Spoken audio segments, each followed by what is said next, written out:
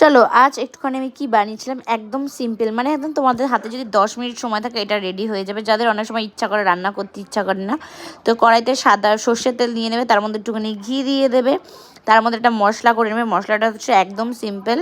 আর এই যে ফোড়নে দিয়ে দিয়েছি একটা এলাচ, আর একটুখানি এটার জাফরান টাইপের কিছু ছিল, জয়িত্রী ছিল, আর এখানে পেঁয়াজ আর লঙ্কা পেস্ট করে নিয়েছি, দিয়ে পেস্টটা মিক্স মানে তেল আর ঘিয়ের মধ্যে দিয়ে দিলাম, দিয়ে লো ফ্লেম করে দিয়ে এটাকে একটুখানি সামান্য হলুদ দিয়ে এবার এটাকে ভালোভাবে নাড়াচাড়া করে নেবো। একদম 10 মিনিটের মধ্যে রেডি হয়ে যাবে, আর খেতেও কিন্তু সুস্বাদু হবে, মানে টেস্ট হবে। তো এরকম গ্রেভি গ্রেভি হয়ে গিয়েছিলো, দেখতে পাচ্ছ থিকনেসটা যে অনেকটা মোটামুটি হয়ে যাবে, ভালোভাবে কষিয়ে নেবে। তারপরে আজকে যেটা রান্না করব, হ্যাঁ চিংড়ি মাছ খেতে কে কে ভালোবাসো, সেই আমাদের ভেলির গলদা চিংড়ি, সেটা দিয়েই রান্না করবে। আর তোমাদের দাদাভাই যখনই আনে এই দুটো করেই আনে, মানে ও ভাগ্যে মনে ওঠেই দুটো করে, জানে আমি আর মেয়ে খাই, এই জন্য ভগবান দুটো করেই মাছ ওঠে। আর এটা জাস্ট আমাদের খাবার জন্য তোমাদের দাদাভাই কয়েকটা ছেড়েছিল, সেগুলোই জালে দিয়ে উঠলে যখন জাল দেয় এরকম ওঠে।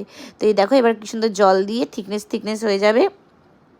ব্যাস এটাকে নামানোর আগে একটু গরম মশলা, আর যদি পারো একটু ঘি দিও, তাহলে টেস্টটা আরও ভালো হবে। এই যে দেখতে পাচ্ছ আমি একটু গরম মশলাটা বেশি বেশি করে দিয়েছিলাম। তোমরা চাইলে এই পেস্টটার সময় একটু টমেটোও দিতে পারো, বাট আজকে আমি টমেটোটা দিইনি, ছিল না বলে। তারপর নামানোর আগে একটু চাইলে ধনেপাতাও দিতে পারো, কিন্তু একদম চিংড়ি মাছের মালাইকারির টেস্টটাই আসবে। তো একদম নামানোর আগে একটু ঘি নামিয়ে দিলাম, গরম গরম ভাতে পরিবেশন করো।